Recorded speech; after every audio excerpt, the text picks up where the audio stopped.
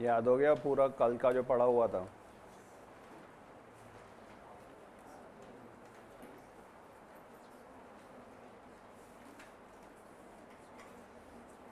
कनक।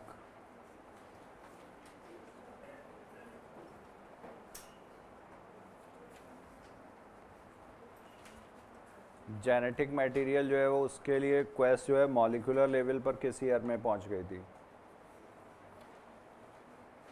Genetic material molecular level पे उसको खोजने के लिए जो चल रहा था, उसकी क्वेस्ट किस ईयर में पहुंच गई थी मॉलिक्यूलर लेवल पर?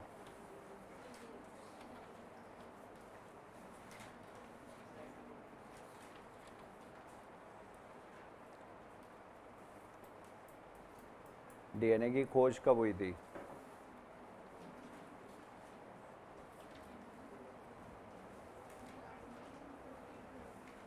1952। फिर ये स्ट्रक्चर कब दिया गया है? 2056, 53।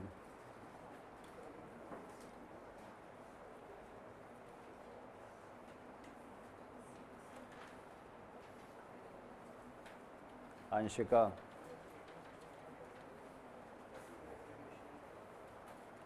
Quest that a genetic material is made up of DNA, और डीएनए की खोज हुई कब थी? दिया नहीं है।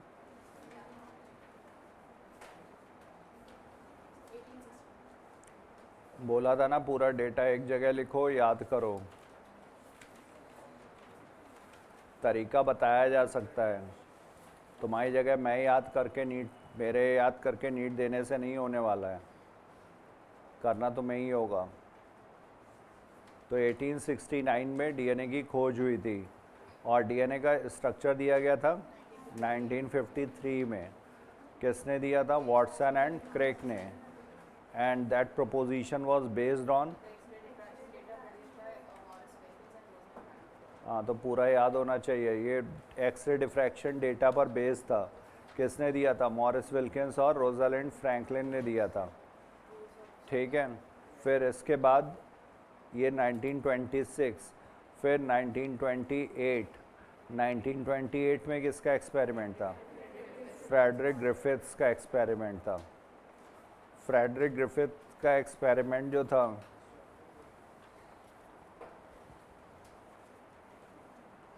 फ्रेडरिक ग्रिफिथ के एक्सपेरिमेंट में ऑर्गेनिज्म का यूज़ किया गया था?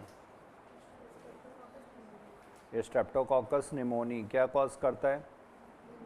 निमोनिया। तो जब स्ट्रेप्टोकॉकस निमोनी के दो स्ट्रेन यूज़ किए गए थे, आर स्ट्रेन और एस स्ट्रेन। अगर एस स्ट्रेन इंजेक्ट किया गया तो माइस का क्या होगा? डेथ हो जाएगी, mice dies. And if R strain is used, mice lives. तो रीज़न क्या है? आर स्ट्रेन कैसा होता है?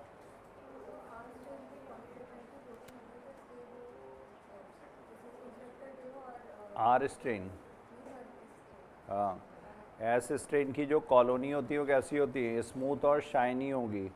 ये स्मूथ क्यों होगी? क्योंकि इसके ऊपर पॉलीसेक्राइड कोट होता है। पॉलीसेक्राइड क्या? म्यूकस कोटिंग प्रेजेंट है। तो म्यूकस कोटिंग होने की वजह से इसको प्रोटेक्शन मिलेगा। जब होस्ट के अंदर एंटर करेगा तो होस्ट का इम्यून सिस्टम उसको आइडेंटिफाई नहीं कर पाता है ना? अगर कोट वगैरह पहन के जाओगे तो आइडेंटिफिकेशन छुप जाएगा ना। तो वो भी उसी तरीके से म्यूकस कोटिंग है वहाँ पर। तो ये उसको होस्ट का इम्यून सिस्टम आइडेंटिफाई नहीं करेगा तो वो डैमेज नहीं होगा, डैमेज नहीं होगा तो वो वायरुलेंट होता है। तो इसमें पूछा जाता है वायरुलेंट कौन सा स्ट्रेन है और ए वायरुलेंट कौन सा है। तो S strain is virulent, virulent मतलब डिजीज़ कॉजिंग। और दूसरा जो है वो ए वायरुलेंट मतलब नॉन पैथोजेनिक, डिजीज़ नहीं कॉज करता है। तो आर स्ट्रेन जब इंजेक्ट करेंगे तो निमोनिया नहीं होगा, माइस जीवित रहेगा। लेकिन अगर हीट किल्ड ऐसे स्ट्रेन डाला जाएगा तब माइस लिव्स। ठीक है, माइस जीवित रहेगा। और अगर हीट किल्ड एस स्ट्रेन के साथ आर स्ट्रेन लाइव डाला जाए तब माइस विल डाई। ठीक है। तो यहाँ पर माइस क्यों मर गया था? ट्रांसफॉर्मेशन हुआ था, ड्यू टू ट्रांसफॉर्मेशन। किसका ट्रांसफॉर्मेशन हुआ है? एस स्ट्रेन का आर स्ट्रेन में या आर स्ट्रेन का एस स्ट्रेन में? हाँ, R strain is transformed into S strain. तो आर स्ट्रेन एस स्ट्रेन में क्यों चेंज हो गया था?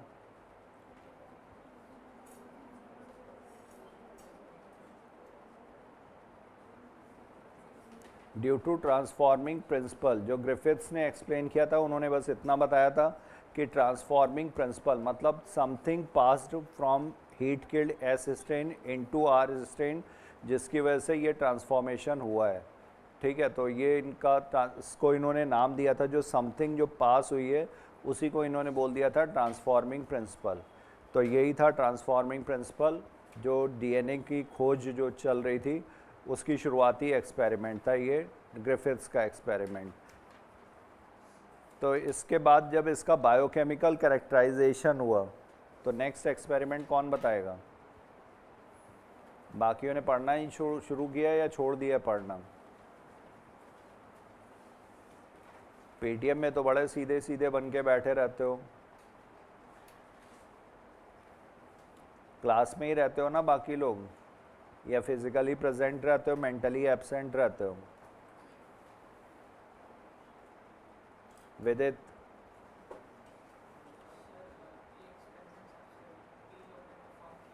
कौन कौन से थे?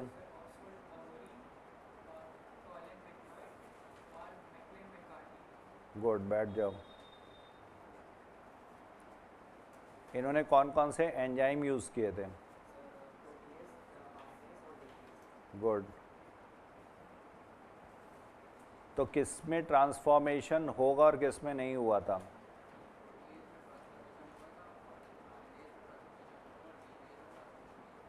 गुड। डीएनएज में ट्रांसफॉर्मेशन क्यों नहीं हुआ था?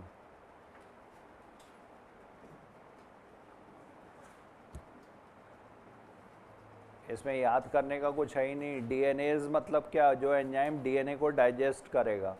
तो जब डीएनए ही डाइजेस्ट हो जाएगा, डीएनए को ही ख़त्म कर दोगे तो ट्रांसफॉर्मेशन होगा कैसे? S strain, heat killed S strain से जो बायो मॉलिक्यूल जो गया था, बायोकेमिकल जो गया था, वो कौन सा था? वो डीएनए ही था। ठीक है, तो वो उस डीएनए की वजह से ट्रांसफॉर्मेशन हुआ था। तो जब तुमने डीएनए ही ख़त्म कर दिया तो ट्रांसफॉर्मेशन नहीं होगा, मतलब आर स्ट्रेन जो होगा वो आर स्ट्रेन ही रहेगा वहाँ पे। ठीक है, बैठो।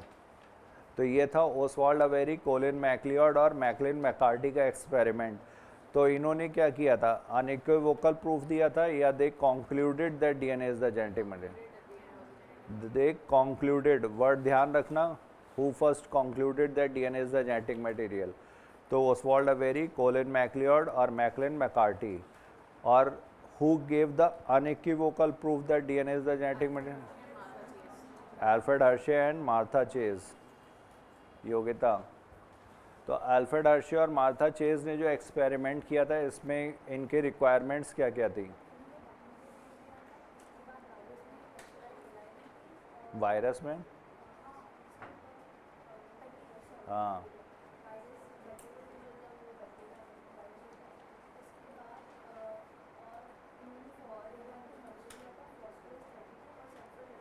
गुड।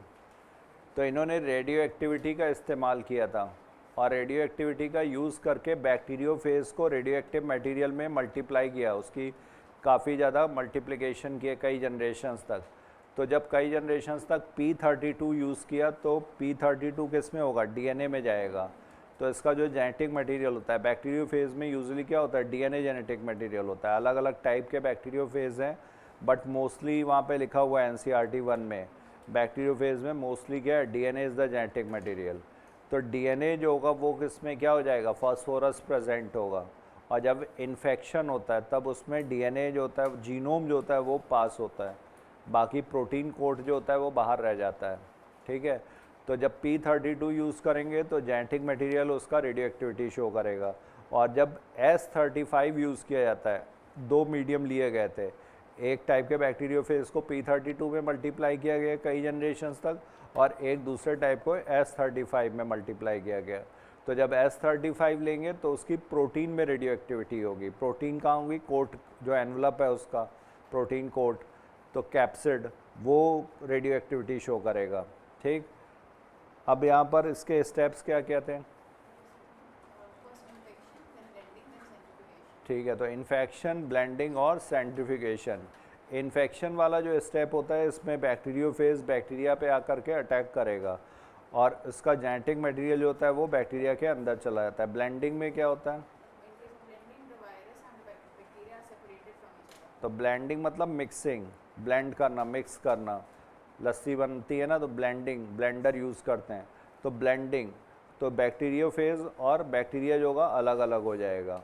और उसके बाद फिर क्या करते हैं? सेंट्रीफ्यूगेशन। सेंट्रीफ्यूगेशन का मतलब क्या हुआ?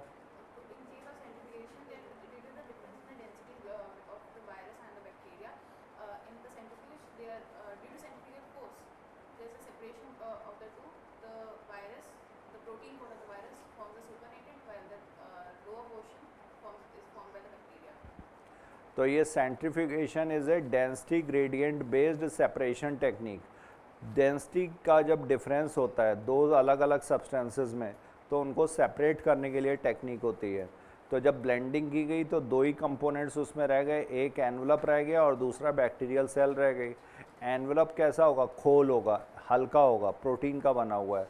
और जो बैक्टीरिया है उसके अंदर, बैक्टीरिया वैसे ही वायरस से बड़ा होता है, तो बैक्टीरिया का वजन ज़्यादा हुआ, प्लस उसके अंदर उसका जेनेटिक मटेरियल भी आ गया वायरस का, तो ये हैवी हो गया, एनवलप हल्का हो गया।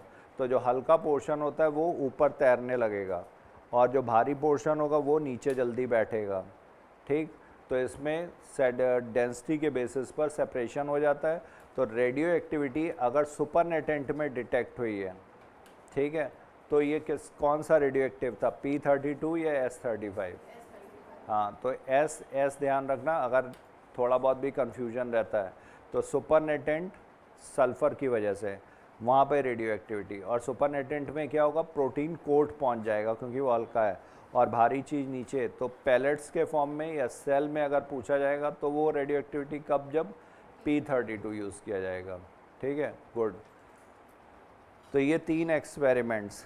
इसके बाद इसी से रिलेटेड एक एक्सपेरिमेंट और दिया हुआ जो आगे दिया हुआ है, इसको भी यहीं पे नोट कर लो, तो सारे एक्सपेरिमेंट तुम्हें एक साथ हो जाएंगे। ठीक है, इसमें 4-5 एक्सपेरिमेंट्स हैं, तो ये अलग अलग दे रखे हैं तो इसलिए थोड़ा सा और कन्फ्यूजन होता है। तो पहला वाला एक्सपेरिमेंट था ट्रांसफॉर्मिंग प्रिंसिपल, दूसरा उसका बायोकेमिकल नेचर डिसाइड करने के लिए था, 3 साइंटिस्ट ने किया था, Oswald Avery, Colin MacLeod, Maclyn McCarty. उसके बाद फिर अल्फ्रेड हर्शे और मार्था चेस का एक्सपेरिमेंट था। इन्होंने अनइक्विवोकल प्रूफ प्रोवाइड किया था that DNA is the genetic material. अब इसके बाद डीएनए का रेप्लिकेशन, डीएनए जब अपनी कॉपीज़ बनाएगा, ये डीएनए ओरिजिनल डीएनए, अब जब इसकी कॉपी बनेगी तो पूरे पूरे स्ट्रैंड की कॉपी बनती है। पहले रेप्लिकेशन फॉर्क बनता है और यहाँ पर एक स्ट्रैंड कॉन्टीन्यूसली सिंथेसाइज होता है, एक डिसकॉन्टीन्यूस सिंथेसाइज होता है। तो रेप्लिकेशन के लिए वर्ड यूज़ किया जाता है सेमी डिसकॉन्टीन्यूस सिंथेसिस। ठीक है, डीएनए का रेप्लिकेशन कैसा होता है? सेमी डिसकॉन्टीन्यूस, क्योंकि एक डिसकॉन्टीन्यूस है और एक स्ट्रैंड डिसकॉन्टीन्यूस। ये सब अभी यहाँ पे मत नोट करना, रेप्लिकेशन आगे पूरा डिटेल में दिया हुआ है तो वहाँ पर हम लोग नोट करेंगे। अभी हमें क्या देखना है यहाँ पे? तो जब ये 2 स्ट्रैंड पूरे पूरे कॉपी हो जाएंगे, ठीक है, और ये अलग अगर हो जाएंगे तो यहाँ पर एक ये नया स्ट्रैंड बनेगा, एक ये नया स्ट्रैंड बनेगा, और एक स्ट्रैंड लेकिन कैसा होगा? वो पुराना वाला ही स्ट्रैंड होगा ना, ऐसे ही तो होगा ना रेप्लिकेशन के बाद।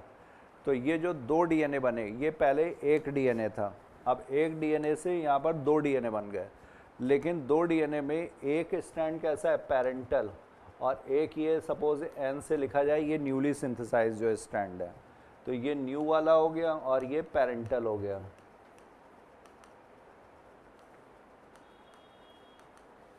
ठीक, तो पैरेंटल है तो मतलब इसमें क्या है? आधा पोर्शन उसके पास हमेशा पुराना रहता है और आधा नया बनता है।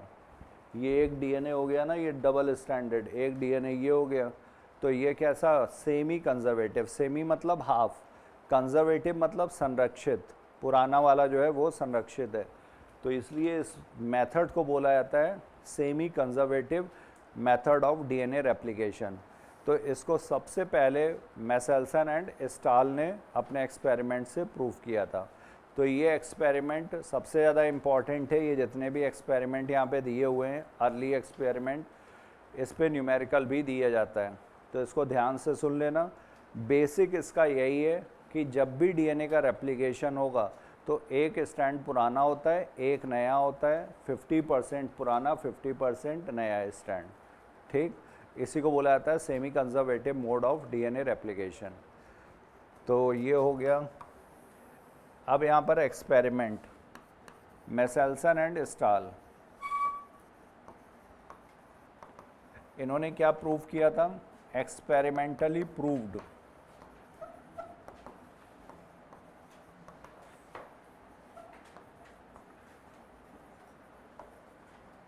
Semi conservative mode of DNA replication.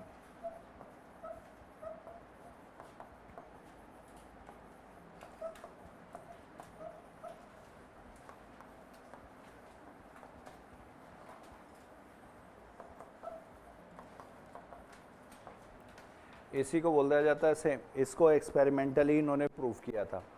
तो हर साइंटिस्ट के एक्सपेरिमेंट में पहले क्या हमें याद रखना है? रिक्वायरमेंट्स, इनकी क्या क्या रिक्वायरमेंट्स थी या इन्होंने क्या क्या चीज़ें यूज़ की थी। तो इसमें रिक्वायरमेंट्स में क्या आएगा? इसमें ई कोलाई होगा,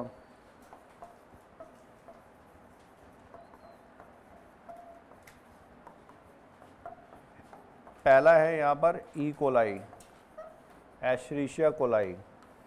दूसरा यहाँ पर इन्होंने रेडियो एक्टिविटी यूज़ की थी या नहीं? रेडियो एक्टिव का यूज़ किया या नहीं? तो इन्होंने heavy isotope of nitrogen use किया था। रेडियो एक्टिव अलग है, हैवी आइसोटोप अलग होता है, पढ़ा होगा ना। हैवी आइसोटोप 7N14, 7N15, तो ये क्या है? नाइट्रोजन का हैवी आइसोटोप N15 जो है। तो इन्होंने N15 यूज़ किया था, हैवी आइसोटोप ऑफ नाइट्रोजन।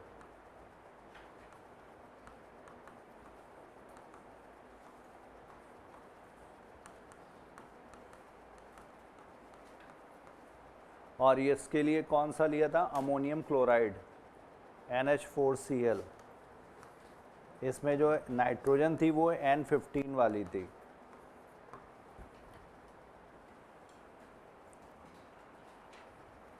तीसरा जो इनका है caesium chloride density gradient centrifugation.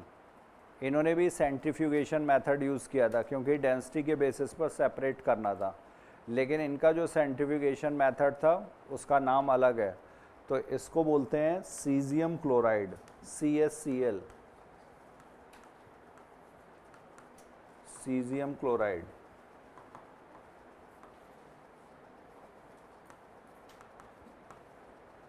Density gradient किस पे बेस्ड है? ये डेंसिटी के डिफरेंस पर। Density gradient centrifugation method.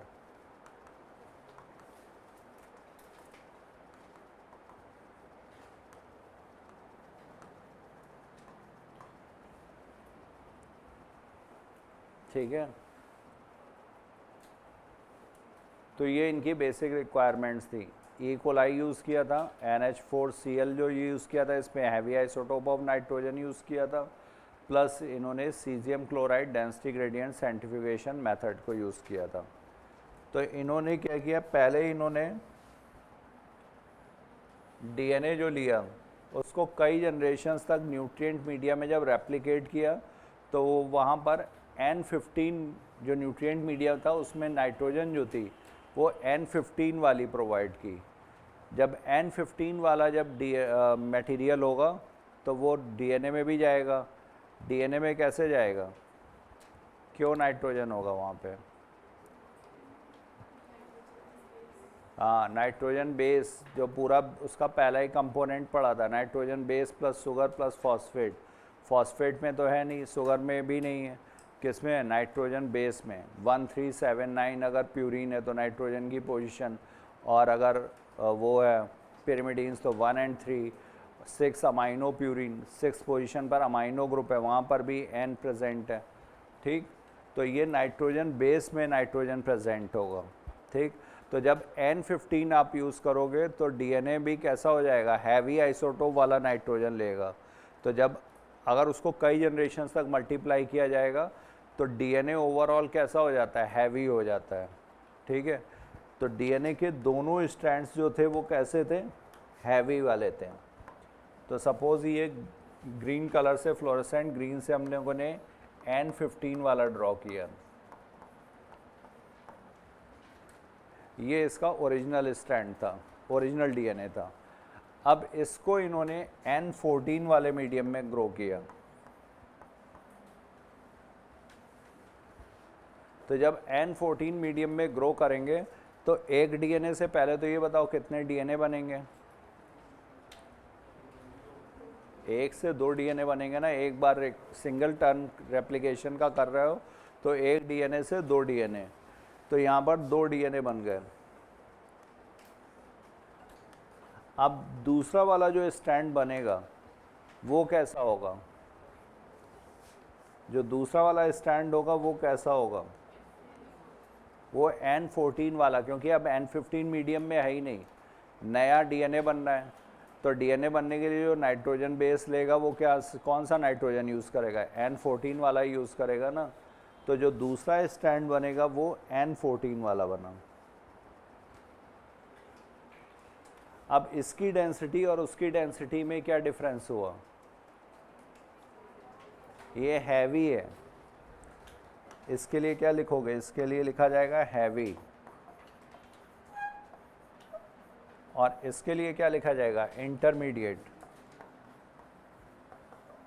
ये मिडिल होगा ना, बीच में, ये ना बहुत हैवी है ना लाइट ही है कम्प्लीटली।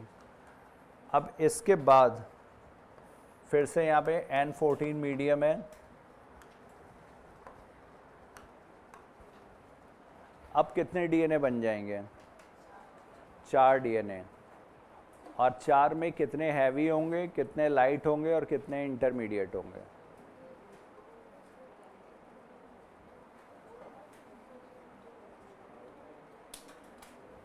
पहले ही ध्यान रखो, पहले ही क्या बताया था, semi conservative mode of DNA replication. जो हम लोग पढ़ रहे हैं, क्या पढ़ रहे हैं, सेमी कंजर्वेटिव, मतलब एक जो होगा पेरेंटल रहेगा, दूसरा नया बनेगा। तो अब बताओ, 2 इंटरमीडिएट और 2 लाइट, हैवी 0, ठीक है। तो अब नेक्स्ट वाला जो यहाँ पर रेप्लिकेशन किया जाएगा, इसमें यहाँ पर ये 2 तो रहेंगे हमेशा, ये हो गए इंटरमीडिएट।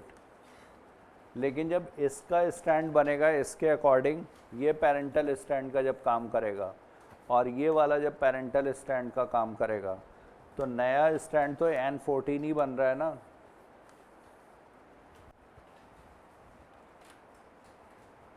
तो नेक्स्ट टाइम जब रेप्लिकेशन हुआ तो यहाँ पर अब टोटल कितने हो गए, 4 डीएनए हो गए, उसमें से 2 इंटरमीडिएट हैं और 2 लाइट हैं।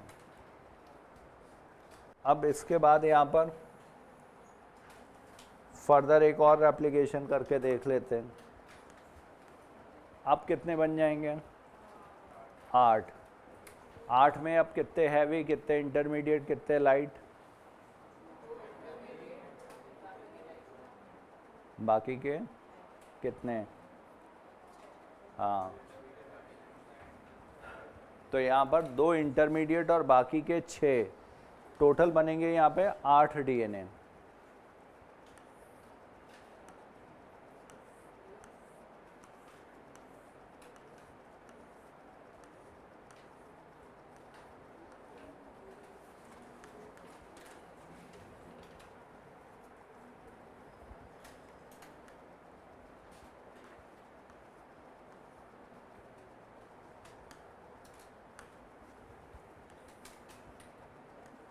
आठ हो गए ना, 1 2 3 4 5 6 7 8।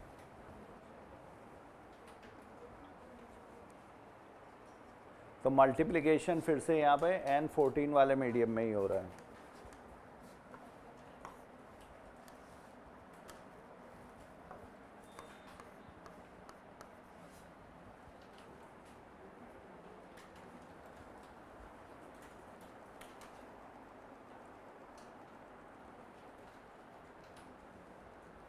अभी इसको देख लो, फिर इस पर एक न्यूमेरिकल दे रहे हैं, वो सॉल्व करो, तो उससे पता चलेगा तुम्हें समझ में आया भी है या नहीं आया है।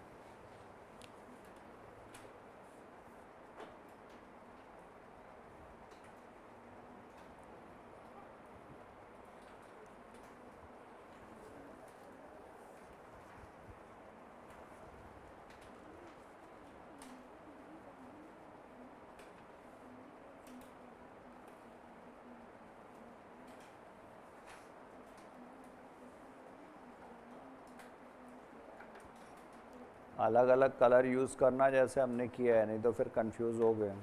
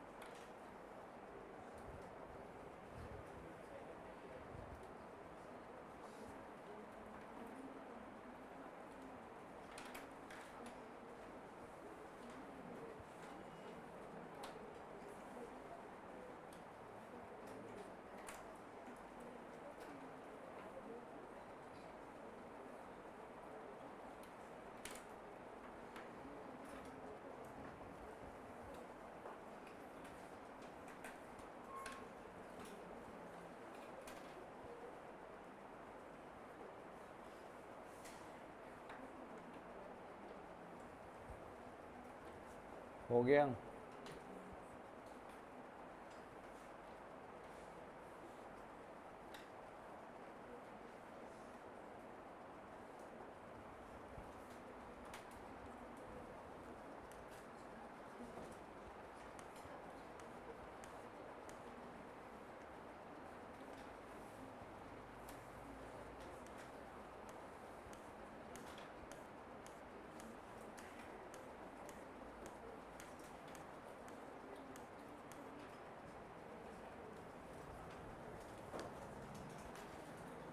ये यहाँ पर एक्सपेरिमेंट दिया हुआ है। It is now proven that DNA replicates semi conservatively. तो डीएनए का रेप्लिकेशन कैसा होता है? Semi conservative. और यहीं पर लिख लेना सेमी डिसकंटिन्यूअस।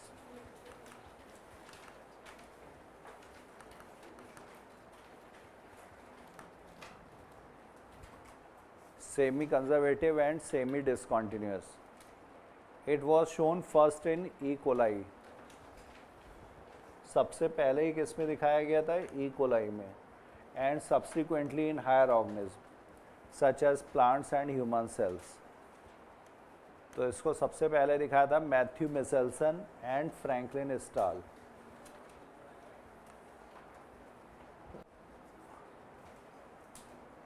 ईयर इंपॉर्टेंट है, ईयर था 1958। ओसवाल्ड अवेरी का ईयर क्या था?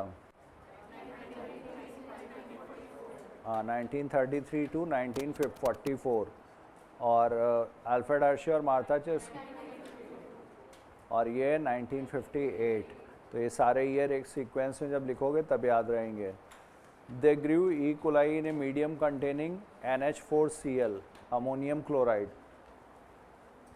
और N5, ये ध्यान रखना, it is a heavy isotope. ये रेडियो एक्टिव नहीं है, ये हैवी आइसोटोप है नाइट्रोजन का।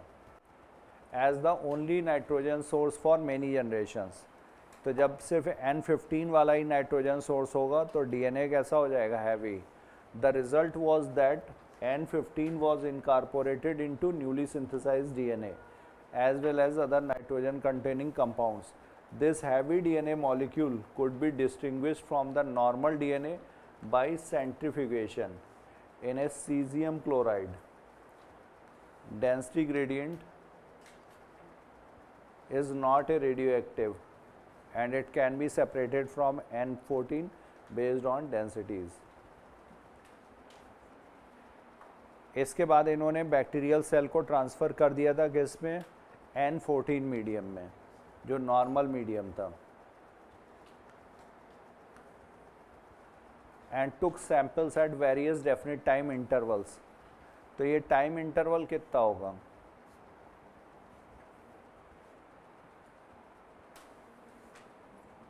यहाँ पे लिखा हुआ है ना, they took samples at various time interval.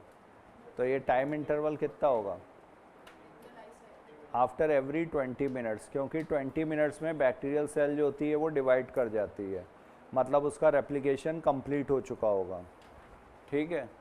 तो at definite time intervals the cells multiplied and extracted the DNA that remained as double stranded हेलिकल्स.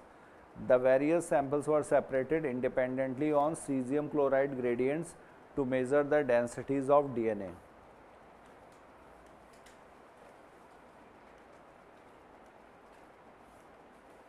तो जो इसका वजन ज़्यादा होगा, जिसका मॉलिक्यूलर मास ज़्यादा, वो सेडिमेंट करेगा जल्दी, और जिसका हल्का होगा वो ऊपर की तरफ फ्लोट करेगा कंपैरेटिवली. तो यहाँ पर जब N15 वाला डीएनए लिया गया है तो दोनों स्ट्रैंड यहाँ पर कैसे हैं, N15 हैवी डीएनए ये. तो ये यहाँ पर सबसे किधर की तरफ आ जाएगा, नीचे की तरफ, बॉटम की तरफ होगा. तो इसका जो बैंड बनेगा वो कहाँ पर बन रहा है, ये बॉटम की तरफ बन रहा है. ठीक. अब ये जो इंटरमीडिएट है इसका बैंड देखोगे तो मिडिल में बन रहा है. डेंसिटी कैसी हो गई, in between the two, heavy और लाइट के बीच की डेंसिटी है. तो इसका बैंड भी यहाँ पर बना. जब इस डीएनए को सेपरेट किया जाएगा तो इसका बैंड बीच में बनेगा. और ये वाला जो डीएनए है, तो यहाँ पे दो तरीके के डीएनए, एक N14 जिसके दोनों स्ट्रैंड N14 है, और एक जिसमें एक N15 है और एक N14, क्योंकि जो रेप्लिकेशन हो रहा है वो कैसा होता है, सेमी कंजर्वेटिव. तो ये वाला रेप्लिकेट करेगा अपने के अकॉर्डिंग, और ये वाला भी रेप्लिकेट करेगा, ग्रीन वाला भी अपने के अकॉर्डिंग. तो पेरेंटल स्ट्रैंड एक में ग्रीन होगा, एक में रेड होगा. तो इसी वजह से यहाँ पर जो रेड वाला है उसका ये ग्रीन नया, और जो ग्रीन वाले हैं उसके तो अकॉर्डिंग ग्रीन ही बनेगा. ठीक है. तो यहाँ पर दो बैंड्स बनेंगे, एक हाइब्रिड और लाइट.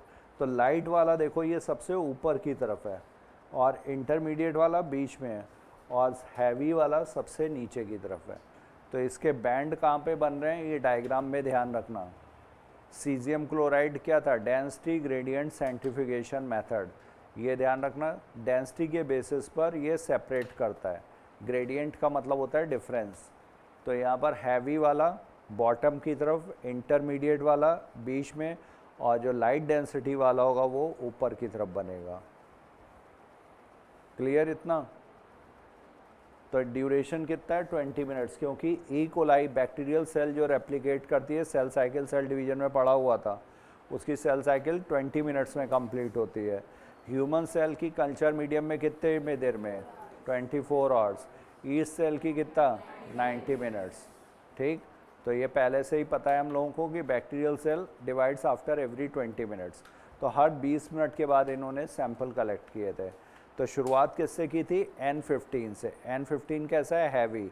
तो अब अगर तुमसे पूछा जाए after 40 minutes what will be the ratio of heavy is to intermediate is to light, heavy is to intermediate is to light after 40 minutes. यहाँ पर कितना, 0. यहाँ पर कितना, 1. यहाँ पर कितना, तो 2:2 होगा, 1:1 हो गया. 2 ये इंटरमीडिएट हैं और 2 हैवी हैं. तो इसको 0:2:2 भी लिख सकते हो, या 0:1:1 भी लिख सकते हैं. ठीक है. तो हैवी आइसोटोप एक भी नहीं रहता है. अब अगर यही क्वेश्चन तुमसे पूछा जाए कि पहले जो था डीएनए बैक्टीरियल सेल, उसको N15 मीडियम में काफ़ी जनरेशन्स तक ग्रो किया गया, मतलब शुरुआत हुई हैवी वाले से. ठीक. तो after suppose 6 rounds of replication, what will be the ratio of heavy is to intermediate is to light? After 6 rounds of replication, what will be the ratio of heavy is to intermediate is to light? Start किया गया है N15 से ही.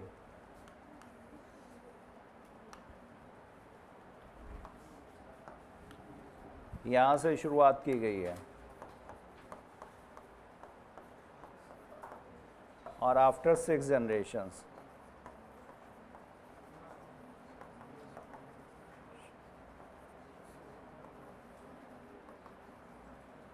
ratio of heavy is to intermediate is to light. 0 is to 1 is to 32. और किसका answer?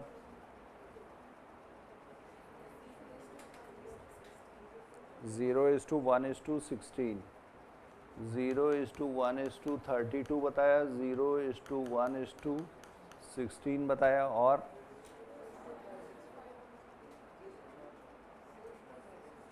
0 is to 2 is to 30.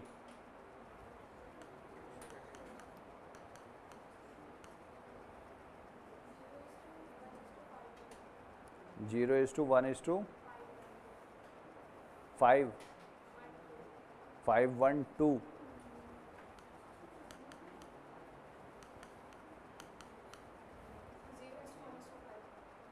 0 is to 1 is to 5.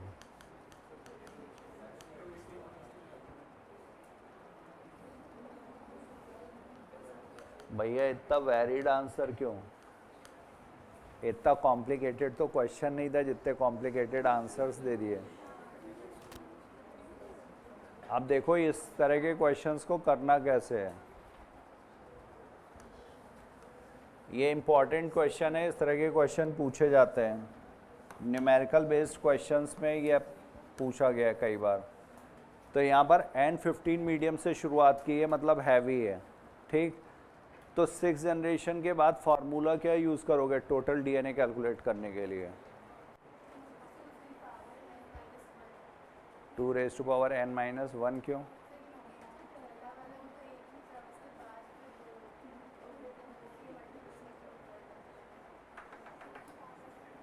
To raise to power n.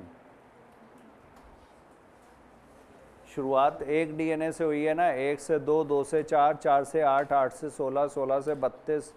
तो 2 raise to power n. n कितना है? 6. तो कितना आएगा? 2 3 4 5 6 है ना. तो ये कितना हुआ? 4 8 16 32 64 128. 6 ही लिखे हैं ना. 1 2 3 4 5 6.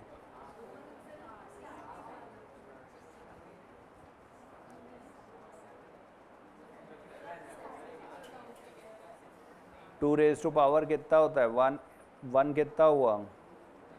2 हुआ ना. 2 रेज टू पावर 2 कितना हुआ? 4. 2 रेज टू पावर 3 कितना हुआ? 8. 2 रेज टू पावर 4 16. और 2 रेज टू पावर 5 32.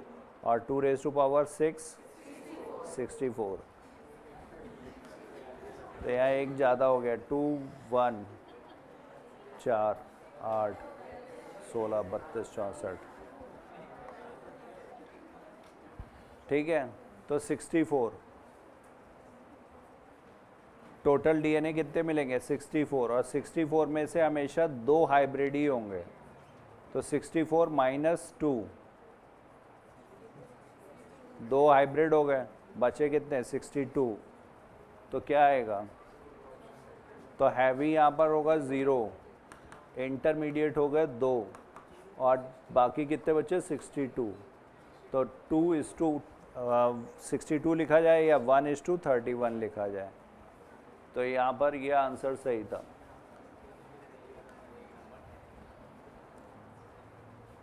किसने दिया था?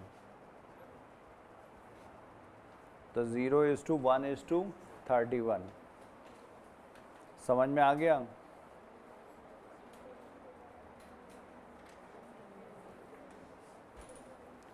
वो n-1 तब किया जाएगा जब वहाँ पे 2 DNA से शुरुआत की जाए।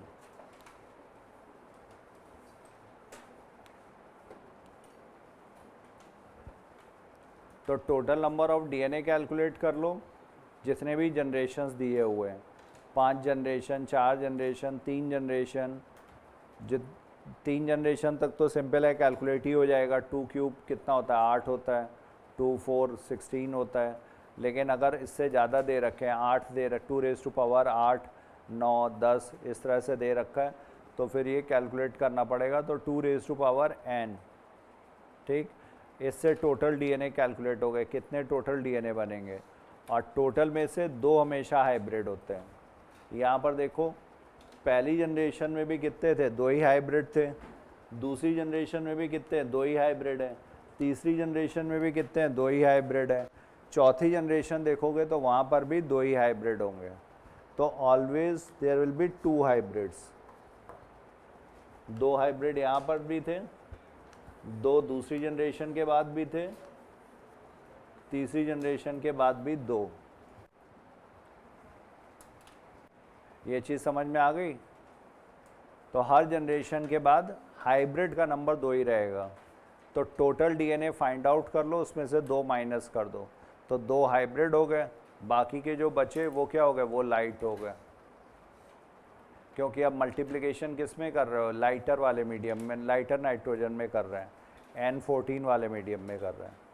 और इसी को अगर अपोजिट करके दिया जाए कि अगर एक एक्सपेरिमेंट में N14 वाले मीडियम में ग्रो किया गया है, फिर उसको N15 वाले मीडियम में ट्रांसफ़र किया जाता है, तब वहाँ पर पूछा जाए कि heavy is to intermediate is to light का रेशियो क्या होगा। तो हैवी वहाँ पर कितने हो जाएंगे? 62, ठीक है। इंटरमीडिएट कितने हो जाएंगे? 2, और लाइट हो जाएगा 0, क्योंकि शुरुआत ही लाइट से की गई है। तो क्वेश्चन में ध्यान रखना कि दिया क्या जा रहा है, हैवी से शुरू कर रहे हैं या लाइट से शुरू कर रहे हैं।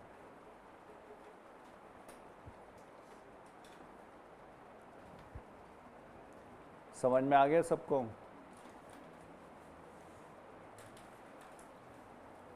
तो ये था semi conservative mode of DNA replication. DNA जब रेप्लिकेट करेगा तो एक स्टैंड उसका पेरेंटल रहता है, दूसरा नया सिंथेसाइज होता है। तो जब एक DNA अगर रेप्लिकेट करेगा तो 2 DNA बनेंगे, और 2 DNA में से एक N15 वाला स्टैंड, दूसरा N14 वाला स्टैंड।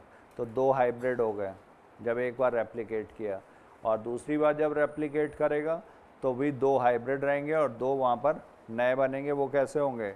वो लाइटर स्टैंड होंगे।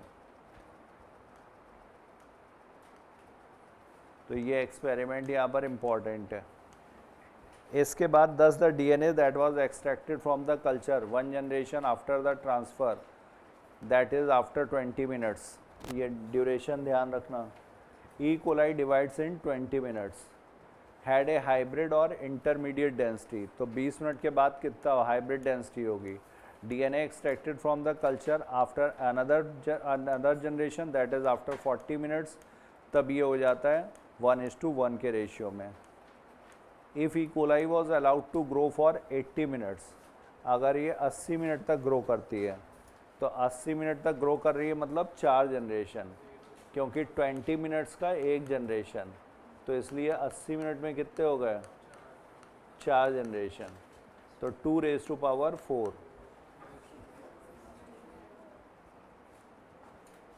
ठीक है। तो 16 बनेंगे, 16 में 2 कैसे होंगे? हाइब्रिड होंगे, बाकी 14 कैसे होंगे? लाइट होंगे। क्लियर यहाँ तक? अब इसके बाद ऐसा ही experiment Taylor and his colleagues ने किया था, लेकिन उन्होंने किस में किया है? Eukaryotic organism. तो ये ध्यान रखना, क्वेश्चन में पूछा क्या गया, प्रोकैरियोटिक में पूछा जा रहा है या यूकैरियोटिक में। तो यूकैरियोटिक ऑर्गेनिज्म में क्रोमोसोम का जो रेप्लिकेशन होता है वो भी सेमी कंजर्वेटिव होता है। क्रोमोसोम भी जब बनेगा तो वहाँ पर जो क्रोमेटिड्स बनते हैं तो एक पुराना ही रहेगा, एक नया बनेगा। तो ये very similar experiments involving the use of radio active, इन्होंने रेडियो एक्टिव फिर से यूज़ किया था। और रेडियो एक्टिव क्या यूज़ किया था? Thymidine, to detect distribution of newly synthesized DNA in the chromosome. तो ये क्रोमोसोम में डीएनए का semi conservative mode of replication. और ऑर्गेनिज क्या यूज़ किया गया था? विसिया फैबा, इसी को बोलते हैं फैबा बीन्स। किसने किया था? टेलर एंड हिज कलीग्स, और ईयर यही था 1958। तो बीन्स कैसे हो गई? ये तो यूकैरियोटिक हुए ना, तो ये यूकैरियोट्स में था और वो प्रोकैरियोट्स में था। वो डीएनए का था, ये क्रोमोसोम का है।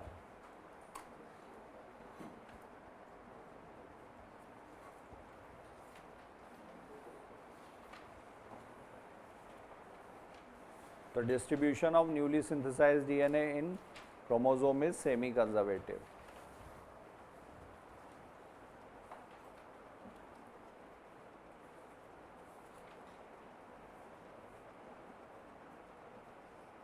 समझ में आ गया? The experiments proved that DNA in chromosome also replicates semi-conservatively.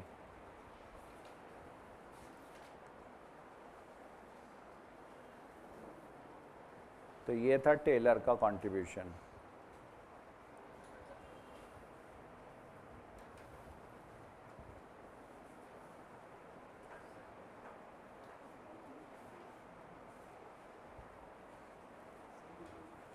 तो यही यहाँ तक थे एक्सपेरिमेंट्स, ये 4 एक्सपेरिमेंट। इसके बाद फिर यहाँ पर रेप्लिकेशन दिया हुआ है, इसके एंजाइम्स वगैरह याद रखने, फिर ट्रांसक्रिप्शन, और उसके बाद फिर ये ट्रांसलेशन, और उसके पहले ये यहाँ पर ये आरएनए वर्ड हाइपोथेसिस।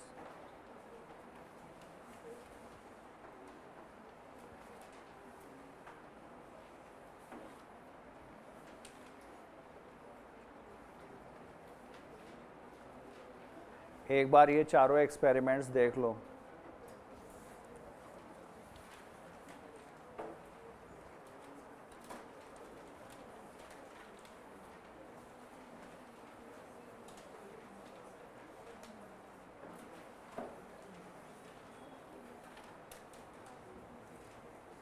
हर चैप्टर को बताया पढ़ने का एक तरीका है।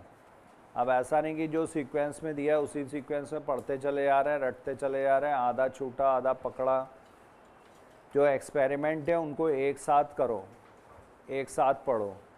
अब जब रेप्लिकेशन वगैरह पढ़ोगे तो रेप्लिकेशन अलग से पढ़ना, ट्रांसक्रिप्शन अलग से रिवाइज़ करो, ट्रांसलेशन अलग से रिवाइज़ करो, तो उसमें कन्फ्यूजन नहीं होगा। अब एक साथ पूरा रिवाइज़ करने की कोशिश करोगे या पढ़ने की कोशिश करोगे तो ट्रांसक्रिप्शन के पॉइंट्स रेप्लिकेशन में जाएंगे और रेप्लिकेशन के पॉइंट्स ट्रांसलेशन में जाएंगे, और अल्टीमेटली होगा कुछ नहीं, प्रोटीन नहीं बनेगी, है ना। तो अगर प्रोटीन बनानी है तो पहले रेप्लिकेशन को याद रखना, क्योंकि उसमें भी एंजाइम्स वगैरह काफ़ी हैं। हर चैप्टर बहुत सिंपल है, बशर्ते ही उसको सीक्वेंस में पढ़ा जाए।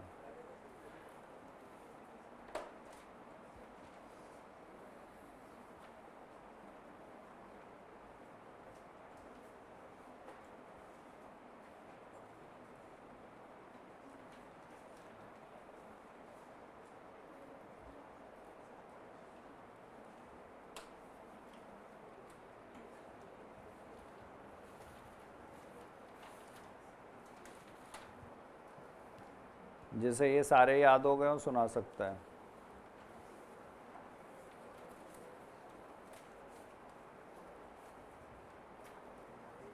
इतनी लंबी सांस छोड़ने की ज़रूरत नहीं है।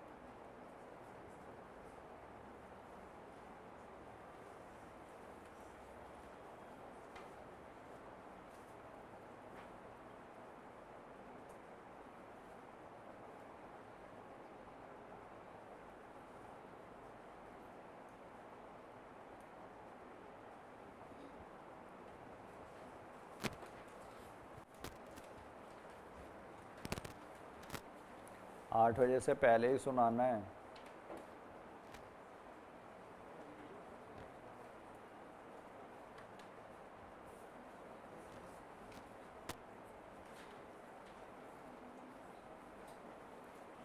विदित खड़े हो।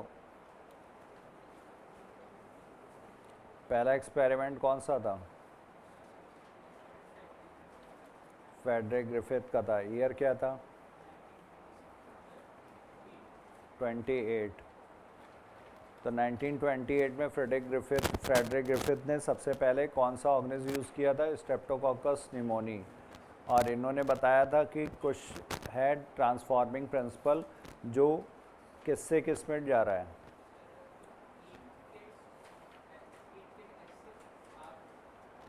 एस स्ट्रेन से आर स्ट्रेन में जाता है। हीट किल्ड एस स्ट्रेन होगा।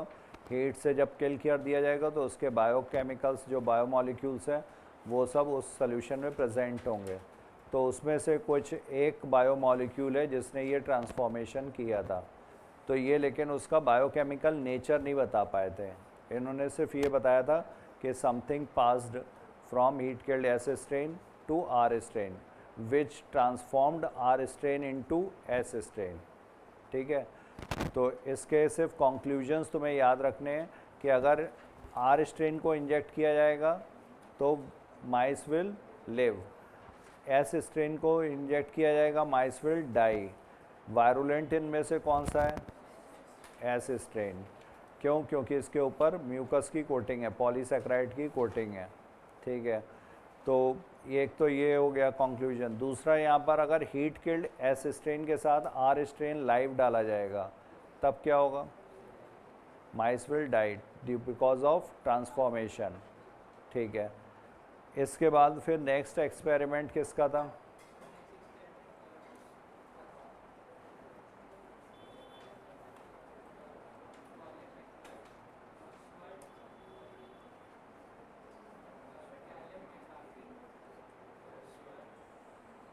ओसवाल्ड अवेरी।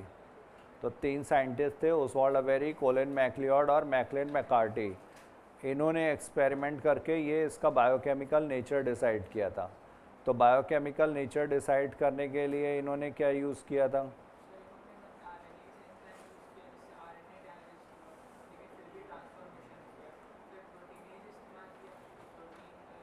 प्रोटीएज।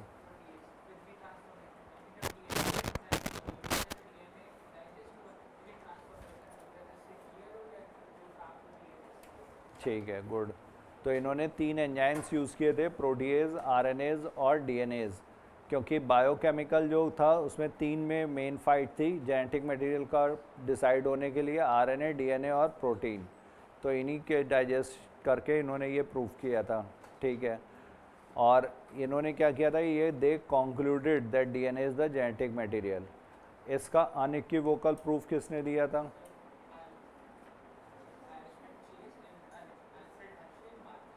हाँ, Alfred Hershey and Martha chase, इन्होंने इसको एक्सपेरिमेंटली प्रूव किया था। तो दे provided the unequivocal proof that DNA is the genetic material. Unequivocal proof का मतलब निर्विवाद रूप से ये मान लिया गया था। ठीक है, तो इन्होंने क्या क्या यूज़ किया था?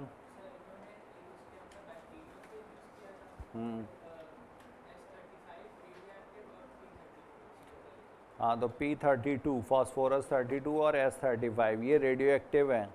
और इसके अलावा ई कोलाई यूज़ किया था। ठीक है, तो सबसे पहले जब बैक्टीरियोफेज यूज़ करेंगे तो इस एक्सपेरिमेंट के स्टेप्स कौन कौन से थे? तो इन्फेक्शन, ब्लेंडिंग और सेंट्रीफ्यूगेशन। अगर P32 यूज़ किया गया होगा तो रेडियो एक्टिविटी कहाँ पहुँचेगी?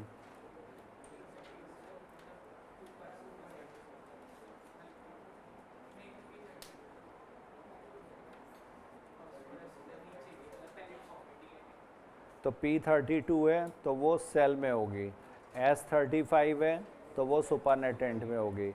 S35 कहाँ जाता है? वो कोट में जाता है वायरस के। P32 उसके जीनोम में जाता है और जीनोम सेल के अंदर जाता है। S35 एनवलप है, वो बाहर ही रह जाता है। ठीक, तो इससे इन्होंने ये प्रूव कर दिया था कि डीएनए जेनेटिक मटेरियल है, क्योंकि डीएनए अंदर गया था। तो रेडियो एक्टिविटी जहाँ पर डिटेक्ट हुई उससे क्लियर हुआ।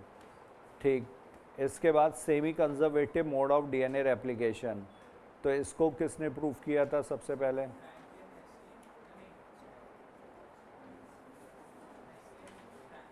Masculine Franklin. पूरा नाम क्या था? Matthew Meselson and Franklin stall. इन्होंने एक्सपेरिमेंटली प्रूव किया था। ठीक है, तो इसीलिए इसको सारे एक्सपेरिमेंट को एक साथ रखा गया है, क्योंकि 3-4 साइंटिस्ट के नाम हो गए, 3-4 तरीके का एक्सपेरिमेंट हो गया, तो अगर वो गैप में पढ़ोगे तो वो तुम्हें कुछ ना कुछ मिक्स कर देगा। तो उसको एक्सपेरिमेंट्स को एक साथ पढ़ना है, साइंटिस्ट के नाम एक साथ पढ़ने, ईयर एक साथ पढ़ना है। इनका ईयर क्या था? 1958। ठीक है, तो इन्होंने क्या किया था? इन्होंने हैवी आइसोटोप यूज़ किया था या रेडियो एक्टिव? हैवी आइसोटोप किसका? नाइट्रोजन का। किस में? अमोनियम क्लोराइड में। और क्या यूज़ किया था? ई कोलाई यूज़ किया था। ई कोलाई का जो बैक्टीरिया होता है वो 20 मिनट में डिवाइड कर जाता है। डिवाइड करेगा तो डीएनए भी बराबर बराबर होना चाहिए जब सेल डिवाइड कर रही है, ताकि दोनों को बराबर डीएनए मिले, मतलब रेप्लिकेशन 20 मिनट के अंदर अंदर हो चुका होगा। तो इन्होंने हर एक 20 मिनट के बाद ये सैंपल्स कलेक्ट किए थे। ठीक, तो पहले इन्होंने बैक्टीरिया को ग्रो किया जिसमें सिर्फ N15 वाला नाइट्रोजन सोर्स दिया गया, तो उसकी वजह से क्या होगा? जो डीएनए होगा उसमें पूरी तरह से हैवी डीएनए तैयार हो जाएगा। अब इस हैवी डीएनए को उन्होंने ट्रांसफ़र किया था N14 वाले मीडियम में, तो देखा गया कि एक स्ट्रैंड तो N15 का है, लेकिन जो दूसरा नया बना वो N14 का। मतलब अगर एक डीएनए N15 का था तो जो 20 मिनट के बाद देखा जाएगा उसमें दोनों जो डीएनए बनेंगे वो कैसे होंगे? वो इंटरमीडिएट होंगे, हाइब्रिड होंगे। ठीक है, फिर उसके 20 मिनट के बाद 2 इंटरमीडिएट होंगे, 2 हाइब्रिड होंगे और 2 लाइट होंगे। ठीक, उसके बाद हमेशा हाइब्रिड 2 ही रहेंगे, लाइट का नंबर फिर बढ़ता जाएगा। तो अगर हम लोग देखें, अगर मान लो दिया हुआ है 100 मिनट्स के बाद पूछा जा रहा है, तो 100 मिनट्स के बाद मतलब आफ्टर 5 जनरेशन्स, 2⁵5, तो टोटल डीएनए कितने बनेंगे? 32। तो 32 में हाइब्रिड कितने हुए? 2, और नए कितने, लाइट कितने हुए? 30, और हैवी कितने हुए? 0। समझ में आ गया? यही इनका एक्सपेरिमेंट था। और इसी को एक यूकैरियोटिक सेल में अगर पूछा जाएगा तो किसने प्रूव किया था? Taylor and his colleagues. Taylor et al भी लिखते हैं, एटल मतलब भी एसोसिएट्स होता है। क्लियर?